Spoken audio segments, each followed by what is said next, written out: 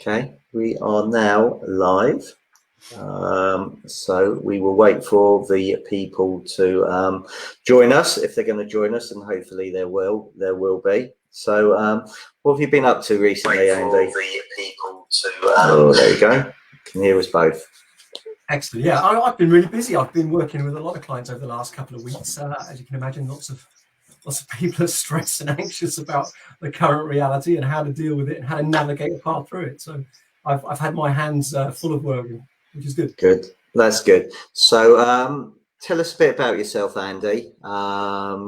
Who are you? How did you get to where you are? And most incredible story and journey. I think it was 2010, 2011.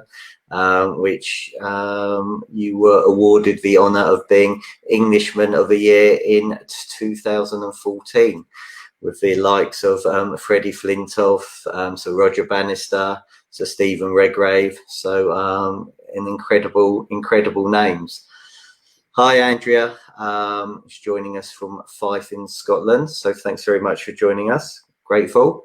So tell us a little bit about yourself, your journey. It's quite interesting, Stephen. When I reflect back on it, I was awarded True Englishman of the Year in 2014, which was a tremendous privilege to be, as you say, inducted into that same Hall of Fame as people like Sir Stephen Redgrave, Sir Ranulph Fiennes, Sir Roger Bannister, Sir Henry Cooper, Sir Ian Botham, to name just a few of many that have earned that accolade. And it was for something that I did in 2011. But, that was born out of something that was put on the table as a plan and a business strategy in 2010, which was actually in the middle of austerity in the last recession, if you remember correctly. And I'd spent 22 years building my corporate career up until the point of 2008 when I left the motor industry. And at that point, I was responsible for running £17 million divisions in 1.3 billion and 500 million pound organizations. So I know the pressures of business, the stresses and the strains that come with it. And I actually collapsed through stress at the height of my corporate career. And when I say collapse, I don't mean just sort of got tired. I mean, I collapsed into a full-on convulsive fit.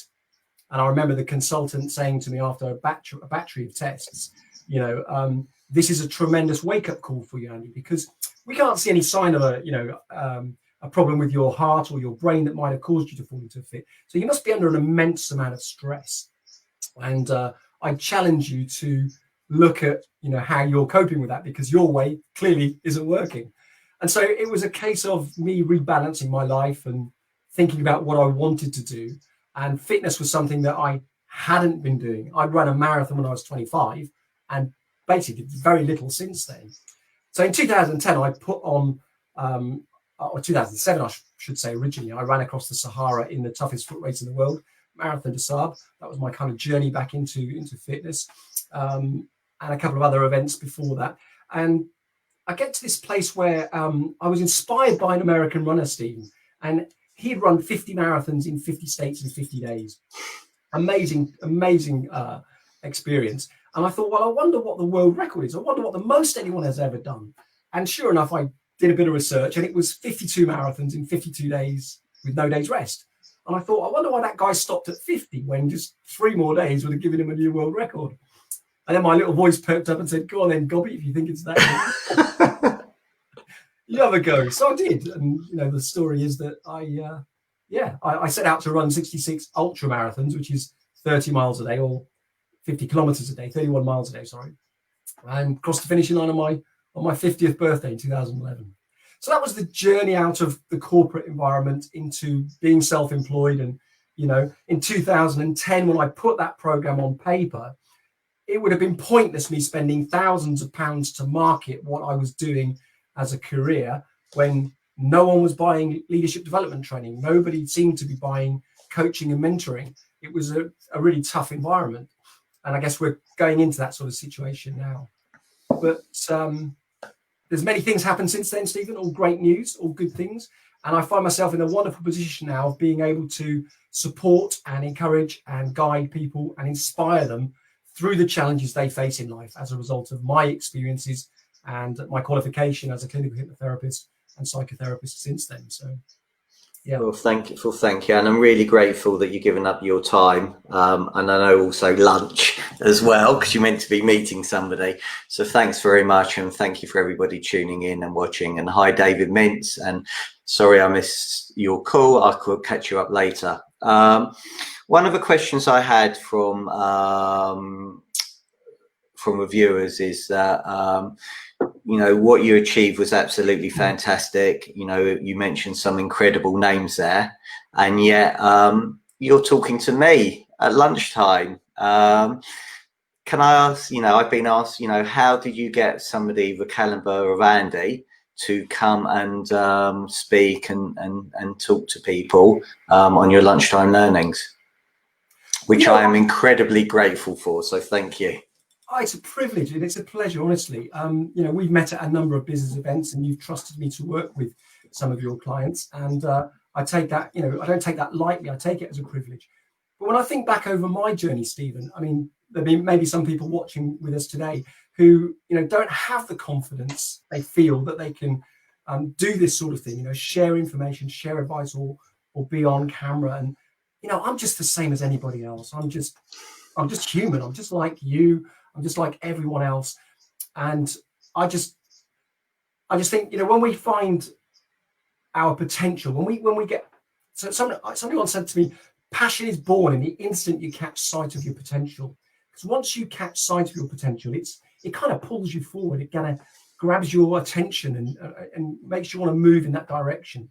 And when I was starting out on my journey, I know for sure, just reflecting back, I had a lot of great people giving me support, you know, coaching me, mentoring me, and guiding me. And I probably wouldn't have had any of my success if it weren't for those people that took time to share advice with me. So if I can share a piece of advice today that helps anyone, then it's time well spent. Brilliant. Well, thank you again. And hi, Michael Nettleton, joining us from Shropshire. Thanks very much. So strange times, challenging times, unprecedented times. I'm sure we've heard loads of different words. You know, obviously you talked about, you know, 2010 and what happened there. So, you know, we have been through challenging times. I don't think we've been through anything like this though.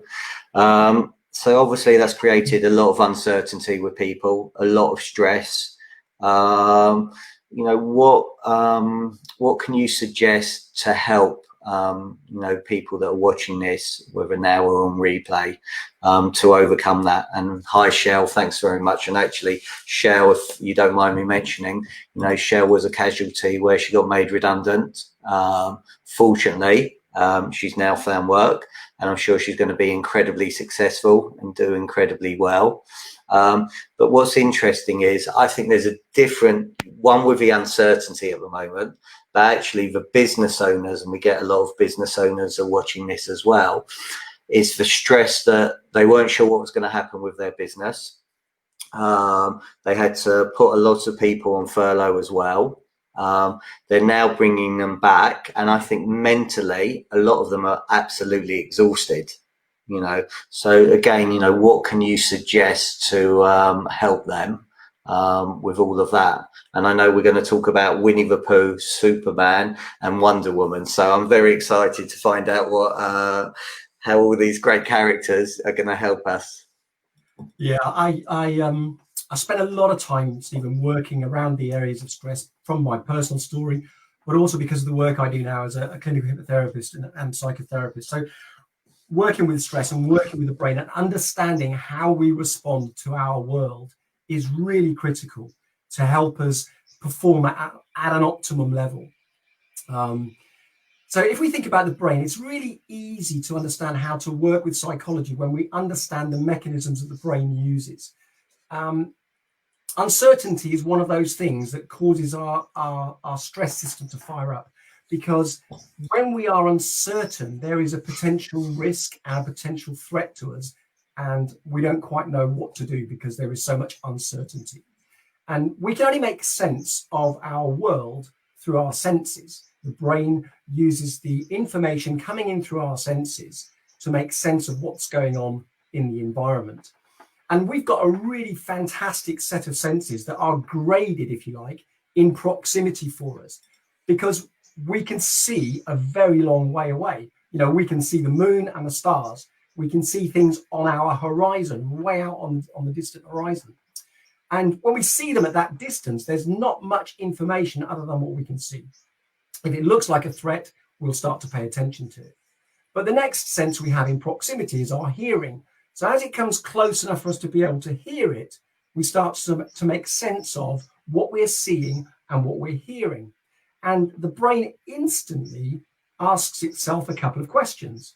So this thing I'm seeing on the horizon coming towards me, this uncertainty, this potential situation, have I experienced it before?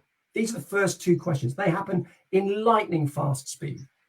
And the brain is looking for points of reference. So this thing I see coming towards me, have I experienced it before? And if I've experienced it before, did I see it, hear it, feel it, smell it, taste it? Which sense gave me the predominant feeling around this thing? Because when I understand that, it will inform me as to whether the experience I had in the past was a pleasurable experience or an uncomfortable experience. And when I have the answer to that information, I can then decide which is the appropriate emotion to tap into. And there are only four primary emotions. There's fear, there's sadness, there's happiness, and there's anger. And whichever the memory that comes forward, if you like, from our previous experience, whichever one that's attached to, that's the behavior we'll bring forward. Because we'll either see it as a threat or we'll see it as an enjoyable experience. And therefore, the next thing that we will decide in our mind is what attitude to have towards this thing. You know, do I come out fighting or do I come out embracing it? Which way am I going to respond? And fear is the fastest of the human emotions. So whenever we sense fear out of uncertainty, we start to become stressed, because the natural mechanism in the body in response to that is to mobilize the body for fight or flight. Yeah. It's actually interesting because there's a professor in America, Professor Sapolsky, says there are actually 5 F's. There's fight, there's flight, there's freeze. If I can freeze long enough to realize there isn't a threat here, can I friend it? In other words, can I make friends with this situation? And in our days of evolution, the most important thing was, okay, the last F is, can I mate with it? Because that's how we evolved. That's how we have so many different strains of DNA, is because we were able to, you know, to procreate, if you like, and broaden our gene pool. So these are very primal instincts that our brain goes through when it assesses what we see in our world. And so uncertainty triggers fear, fear triggers stress, and the more we feed it, the stronger it becomes. So the thing to do, first of all, when we find ourselves becoming extremely stressed over a situation, is just to take a break and just to breathe. Because when we're stressed, we're in an automatic response situation and we're gearing up to fight or to flee. That situation creates, first of all, cortisol and adrenaline in our bodies. Adrenaline primes us for action. Cortisol starts to shut down everything that's non-essential for that fight or that flight. So things like our digestive system get shut down by cortisol, because we don't need to stop and eat something if we're trying to run away from a saber-toothed tiger.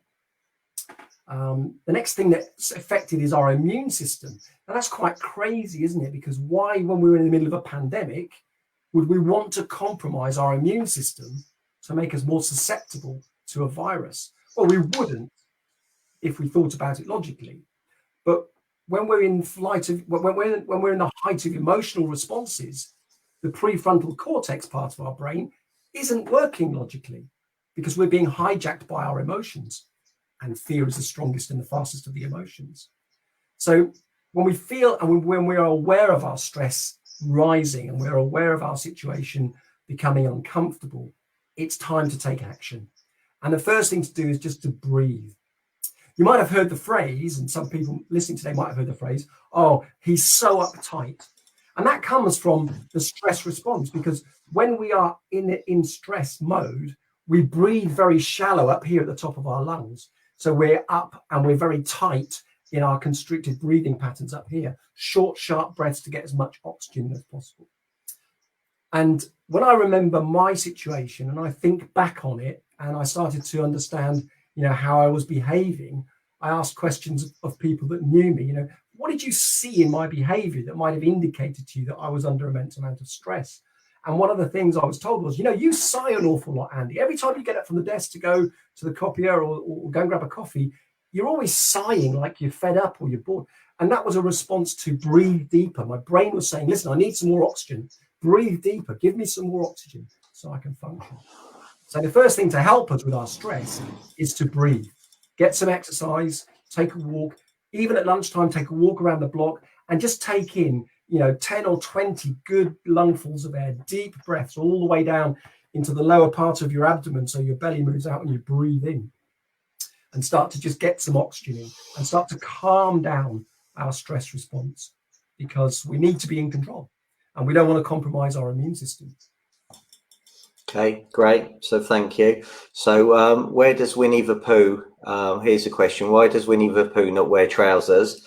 Apart from that, next question is, how does, what's the wisdom of Winnie the Pooh, and how does that get involved in all of this? Do you know what Winnie the Pooh's middle name is? Go on then. There you go. Andrea says, I sigh too. Even the dog gives me a funny look when I do it. You're sorry? So Andrea says, I sigh too. Even the dog gives me a funny look when I do it. Excellent. Well, Winnie's great. I mean, A.A. Milne wrote some brilliant stuff, and it comes out of the mouth of Winnie the Pooh, I guess, and some of the stuff. But one of the things that a quote I read, which was attributed to him, is, wherever I go, there I am. And that's quite interesting, isn't it? Because some people are moving jobs, some people are leaving jobs, and that's been forced on them, and others are doing it voluntarily. But some people leave because they think the grass is greener on the other side. But actually what happens is they just turn up on the other side with all of the bad habits they had where they were, and all of the same perceptions and all of the same, methodologies of working. And therefore, lo and behold, what happens is pretty soon the other side is just like where they were. So wherever I go, there I am means that we take with us all of our habits and our behaviors. And if we realize they're not serving us, it's time to change them. And very few people like change, but if you keep doing what you've always done, you're going to keep getting what you've always got. And we've had a lot of change enforced on us, haven't we, during this pandemic? There's not a part of the world that hasn't been affected by it. There's all sorts of changes that have been imposed on our freedom and our ability to do things the way that we used to do them. And so it's being mindful, I guess, of how can I see this situation and how can I transition through this situation with change in mind to become better than I am today. Because I don't want to just go where I'm going to go and be the same old version of me. I need to learn from this. I need to grow from this. And this is something, Stephen, that we're learning from, isn't it? Going back to January, February, we probably didn't spend as much time interacting with people over the internet, with Zoom, with Skype calls. And a lot of businesses now being conducted in this way. I know I'm working with clients nationally and internationally on this very same platform. I'm doing therapy with them over the internet. They're in their living room or their bedroom or wherever they happen to be, and I'm here. And we're working through issues and working through the challenges they face over this medium. So whilst it might not be as comfortable as sitting face to face over a cup of coffee, it's still practical and it still works, and we're still getting progress. Yeah. So that quote of, wherever I go, there I am. Well, let me just be a better version of me as I move through this. If we get through the end of this situation and we haven't learned something about ourselves, we haven't adapted, we haven't evolved, I think it'd be a pretty big shame. And the other lovely quote from Winnie is this. It says, the only way I can get to where I'm going is by leaving where I've been. And that has a degree of uncomfortableness about it because we all like a comfort zone. but we've been forced out of our comfort zone. And we can either go into denial and, come up with all sorts of reasons why we shouldn't have to and shouldn't need to. And there's plenty of that going around. Or we can go to a place of acceptance and we can accept it. And it's been fascinating to really dive deep with some clients that I've been working with recently to understand the emotions that are coming to the front. Some of them have been made redundant. Some of them have lost their businesses, unfortunately. And they're in this sort of transition period. And when we look at the reasons why they're feeling the way they're feeling and experiencing what they're experiencing, it dawned on me that actually what they're going through is grief. They're going through the elements of grief because it's about having lost something and wanting that thing back that we've lost. And so the sense that they're experiencing is a sense of loss, a sense of denial. I can't believe, this has happened. And then there's sometimes guilt creeps in. I should have done something earlier. Anger creeps in, as it does. And depression creeps in because there's sadness and sorrow. But the most powerful element of the transition phases of grief is acceptance. At some time, we all come to the point of being able to make sense of it and accepting that I can't change it, therefore I have to deal with it and I have to move forward.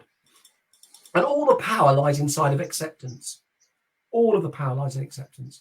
So as we are transitioning from where we were to where we are going to be, it's all about accepting that we have these abilities to adapt and to evolve and to overcome the challenges that we face on a daily basis. Those of us that were in business back in 2007 when the banking crisis hit, going through 2008, 9, 10, times of austerity, we've been there before. For some of the newer members into the teams that perhaps weren't in the workforce at that time, this will be a new experience for them. But, there's loads of wisdom around that we can tap into. There are great success stories. Many fantastic businesses were born in that time of austerity, and are flourishing today. So it all depends on, where we are on our transitional phase, whether we accept and take responsibility for those things that we can do that can move us forward, whether we can extend our kind of our desires in the area of getting advice from people. So tapping into a mentor or a coach and asking for advice, earning the right and the respect of that person in order to be able to gain their insights is a really powerful thing that we can do. And all of those help us to transition along this journey that we're on. So I totally agree with acceptance. It took me a long time to understand that. So I remember my Green and Co days, and I had, I still have, extremely high standards. But part of my team didn't have the same high standards that I had, and I got incredibly frustrated, incredibly stressed. And then I learned that one word, acceptance. And once I learned it, I wouldn't say I relaxed, but I was a lot calmer with them, and had to accept that people didn't have the same high standards I had. But coming back to mindset, how easy is it to change your mindset, when you're getting stressed, when you've got the uncertainty, when you don't know what's going to happen, later today, or the changes, kids are going back to school in the next couple of days, and you get an announcement a couple of nights before saying this is going to happen, and you've got all that uncertainty. So is there a way that you can, there's I suppose little triggers, little helps that can help with your mindset to make a difference? There is, and it all comes to how you view what you're experiencing, how you view the situation that you're in. If we see it as a problem, then it's quite interesting, because the way the brain works is it goes back into the memory banks and it says, where have I experienced this thing called a problem before? And did it take me somewhere pleasurable, or did it take me somewhere painful? What was the emotion attached to it? Usually, it's an uncomfortable emotion. We don't like problems, and problems usually have consequences and difficulties. So the first thing to do is not to see the situation as a problem. The thing to do is to see it as a challenge, okay? And if you look at the definition of challenge, I like to share the definition of a challenge as being a test of our abilities and our resources in a demanding but stimulating undertaking. So our abilities are always there to ask for help. And we ask for help from the great resources that we trust, that we hopefully have surrounded ourselves with. And if we don't know where to find those resources, then we can ask friends for referrals to people who have got success that we can tap into. And, I know that in your network, you've got a great amount of, really wise business individuals that can share advice and share information. So the first thing to do is see it as a challenge, recognize that the definition of a challenge is that it's nothing more than a test of our abilities and our resources in a demanding but stimulating undertaking. And that changes our chemistry, that changes our physiology, because it brings forward energy that is productive energy. It's exciting to be involved in challenges, isn't it? There's the potential to win, there's the potential to succeed, and that changes our energy. Fantastic, thank you. So how can I be like Superman, and how can Andrea and Shell and other people watching this be like Wonder Woman? Well, it's really interesting when we look at those characters and dig a little bit deeper behind the kind of metaphors that we see. So when we think about Clark Kent, who turns into Superman, well, which identity does he adopt? Does he adopt the Clark Kent identity, which is how he shows up in the world, or is that his true identity and he turns into Superman? Well, for most of us, I think the true identity, when we realize, is we've got tremendous potential inside of us. We have got amazing resources available to us. And it's how we see ourselves in the middle of the challenge, how we see ourselves in the crisis situation that makes the difference. And we can choose to become a victim or we can choose to become a survivor. It's our choice. We get to choose our attitude on a daily basis. And if we've fallen out of, our work environment through redundancy, we need to look at the mindset that we're coming into play with. And I've worked with many clients. I remember just at the back end of the last recession, I was working with a managing director of a PLC in London who was inviting me down to speak to him at a conference, to speak to his organization. And in the month between our meeting and the date of the conference, the board ousted him. There was a battle in the boardroom and he was ousted from his position. He lost all his income, he lost his livelihood, 2 kids, both in private schools, and a lovely, lovely family guy, really distraught by what had happened to him. All of his time and passion was spent in building the business. And we kind of looked at this idea of identity. And I said, what is your identity saying to you? And his words were, I'm unemployed. I'm one of the great unemployed. I said, but you're one of the great unemployed with fantastic potential inside of you, with amazing skill sets to bring to bear on the next challenge. And the next challenge for you is unlocking those opportunities. So it's about how we bring our identity forward. Superman has his identity, or Clark Kent, I should say, has his identity as Superman, and Superwoman is the same. Now, whether we choose to put our underpants on the outside is a different story. I'll leave that everyone to decide that for themselves. But we can adopt the internal attitude of, do you know something? I've got a tremendous set of skills. I've got a tremendous set of capabilities. In fact, here's the thing, Stephen. If you were in court tomorrow morning being accused of being an imposter, being incompetent, being incapable, being inexperienced in your field, not having the skills to qualify for your position, I'm fairly sure you come back with a pretty robust defense, stating all of your competencies, all of your skill sets, all of the experiences that you've learned, and all of the great things that you can bring to bear, and evidence them. So we have it inside of us. It's just that if the filter we're looking through is one of a problem, it depletes our energy. If the one we're looking through is one of a challenge, and we can bring our identity into play of being someone who is capable of rising to the challenge. And there is something in challenges that brings out the best in good people. They rise to the challenge, they bring their energies online, and they encourage and they inspire and they support, and they get results that other people won't get, because that energy changes everything. So Our identity is one of being capable, competent, and confident in our abilities makes all the difference in difficult or challenging times. Okay, so I absolutely love that, and I love some language, and I'm going to come through some of the comments that have just come up in a second. And I know you don't have much time, so I'm not going to ask much more, I promise you. But you touched on something there, energy. Okay, so I think energy is really important. How do you get that energy? Are you born with it? Can you get it? Can you make yourself energetic? I mean, every morning I write a journal, and I write what I'm grateful for, and you will be in there tomorrow because I'm incredibly grateful that you've given my time. But also I write 3 words, energy, energy, energy, because I want to get myself going every day. And then I write fun, laugh, smile. A new one today is I've got to care for myself. So I'm going to put it out there now where everybody's watching it. So to help myself accountable. So if you were watching this, I want you to ask me this question.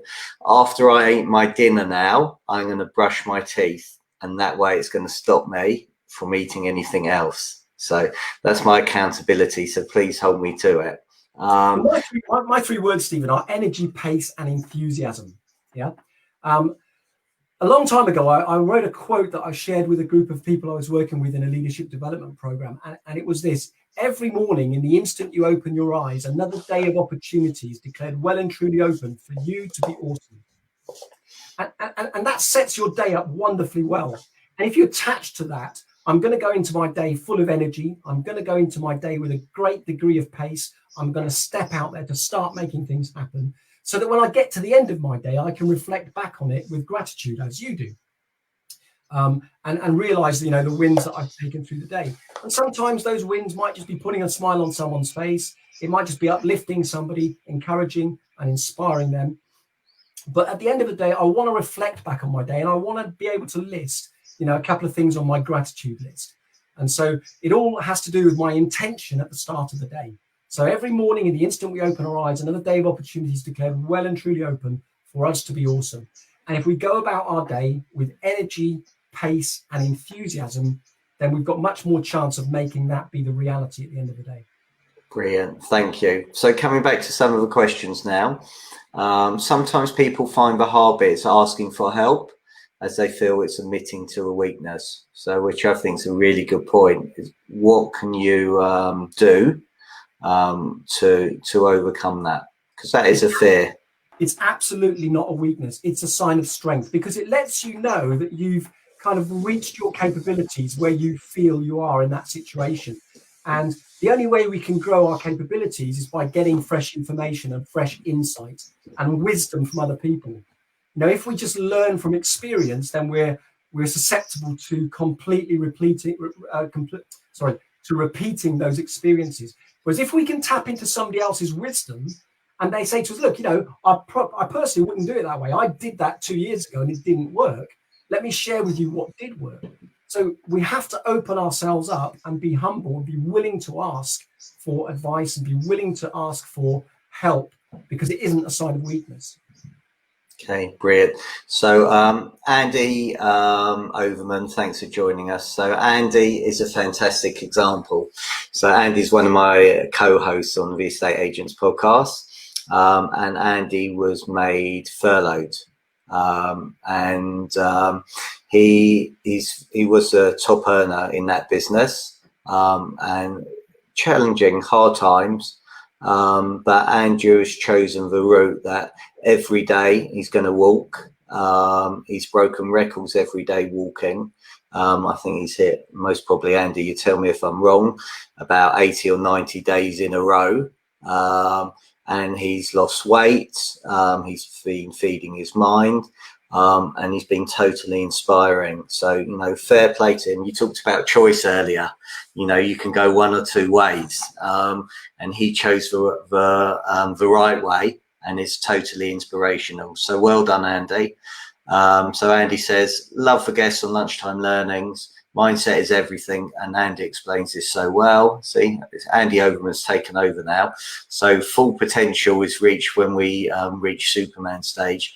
However, if Clark Kent wasn't for the foundation, then Superman wouldn't exist. The only thing that stands between us and superpower status is our self-limiting beliefs. And on that, one of the final things I put in my journal every morning is I'm going to have a limitless belief.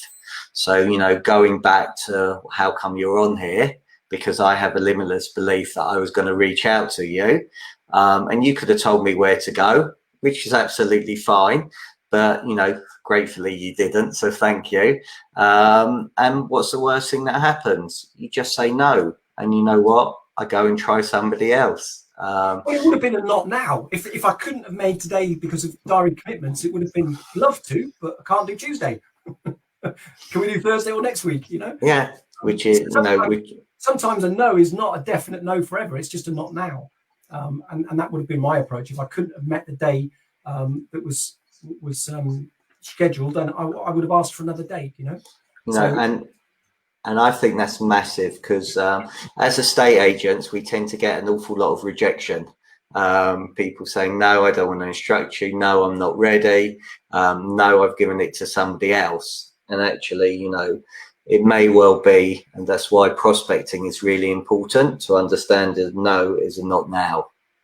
So fantastic as well. Thank you. So you've got another fan. Maybe it's because you got the same name. Love those, Andy. Energy, pace and enthusiasm. Step up, stand out, shine. Totally agree. Get comfortable with being uncomfortable in order to grow. So David, thanks so much for joining us at the end. I've been incredibly grateful for your time. Thank you so much for sharing what you have done. To me, you've always been an inspiration. You know, just coming, speaking to you, listening to you talk on all the leadership courses, and to get you on, it's like I'm very well, you know, get goosebumps speaking to people, and your story is absolutely incredible. So I know we haven't gone into it and we haven't shared it, but you know, to run 66 ultra marathons in 66 days. When you tore your Achilles after 2 days, defied medical convention, and actually defied medical telling you what to do as well, demonstrates how you view life. And I love what you said about language and how language is so important, and the importance of, you know, viewing things as challenges. You know, and if you view it as a challenge and that you can overcome that challenge, you know, I love that. So, you know, it sounds, when you say this, when you tell the story, it sounds like I was invincible and I was superhuman. But, you know, the only thing I'll take credit for was my attitude and my work ethic and my determination. But I couldn't have succeeded without the team supporting me.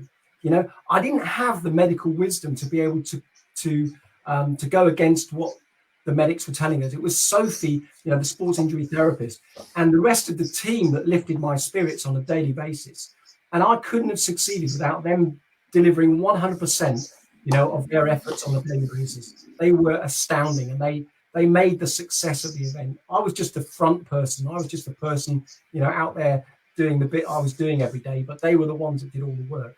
So we mustn't ever forget that we're part of a wider team. You know, our family is part of our family team. Our work colleagues part of our work team. Our coaches and mentors are part of our team that, you know, champions our potential. So we are always surrounded by great team players. We need to acknowledge them. We need to thank them, and we need to build those relationships with them even better. Lovely, and I think what a lovely way to end. So, Andy, thank you so much for being the most incredible, inspirational guest. Really grateful for your time. Thank you, everybody, for watching today, whether you're watching now or whether you're watching on review on YouTube. Please like it, give Andy loads of love, hearts. I'll give it back. Give it back as well. If you know anybody else that benefit from this, please tag them in, because there is so much gold in here. It's absolutely fantastic. Andy Overman sums it up. Well, twice. This has been one of your best yet, a peak performer. Thank you for your time today, Andy. Andy, that makes you. What a humble man. Truly inspiring. Great to listen in today. So thank you very much. You're inspirational. If people want to find you, get hold of you, hear about you, how can they do that, please? They can connect on LinkedIn, Stephen. They can connect via Facebook, Andy McMenemy, Peak Personal Performance, or they can look up the website, which is www.peakpersonalperformance.co.uk. And I'll support anybody that needs some help. So if they want to fire some questions over, I'll be very happy to help. Thank you so much. So on Thursday, I've got Peter Knight, who's going to be joining me from the Property Academy. So if you've got any questions for Peter, please let me know. Andy, thank you for being an absolutely phenomenal guest. Thank you all for watching, and have a fantastic, productive and successful Tuesday afternoon. Take care, guys.